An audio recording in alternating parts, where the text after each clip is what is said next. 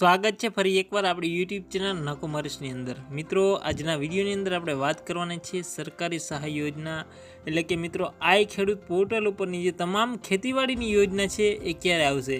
મિત્રો ઘણા બધા ખેડૂત મિત્રોની કોમેન્ટ હતી કે સર એપ્રિલ મહિનો આવી ગયો છે પણ જે આઈ ખેડૂતની પોર્ટલ ઉપર કે સબસિડી કેમ નથી દેખાડતા। હા મિત્રો, એના માટે જ આજે સ્પેશિયલ વિડીયોની અંદર વાત લઈને આવ્યા છીએ કે મિત્રો આઈ ખેડૂતની પોર્ટલ ઉપર ક્યારે સબસિડી આવશે, કઈ તારીખે આવશે, એના પણ આપણે આજે વાત કરવાની છે।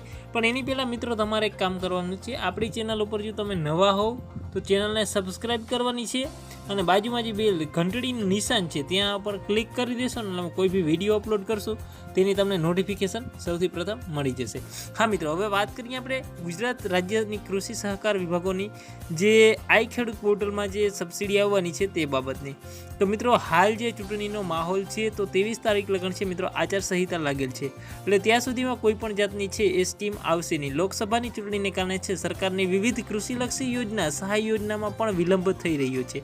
દર વર્ષે આપણે ખબર છે કે એપ્રિલ મહિનામાં આઈ ખેડૂતની પોર્ટલ ઉપર છે વિવિધ ઘટકોમાં સબસિડી મેળવવાની ઓનલાઈન અરજી છે એ સ્વીકારવાનું ચાલુ હોય છે। જોકે આ વખતે એપ્રિલ મહિનાનો અડધો થવા આવ્યો છે, હજી સુધી પણ આવી સબસિડી આવી નહીં, સ્વીકારવાની શરૂ થઈ નથી। તો ચૂંટણીની આચારસંહિતાને કારણે આ વખતે આઈ ખેડૂત પોર્ટલની હાલની સ્થિતિ છે કોઈ પણ સહાયકારી યોજના આપવામાં આવી નથી। આગળ વાત કરીએ મિત્રો, એપ્રિલ મહિનાના મુખ્યત્વે જે પ્લાવ, રોટાવેટર છે, શેડર છે, ઓરોણી સહિતના જે સાધનોમાં સબસિડી છે ઉપલબ્ધ હોય છે।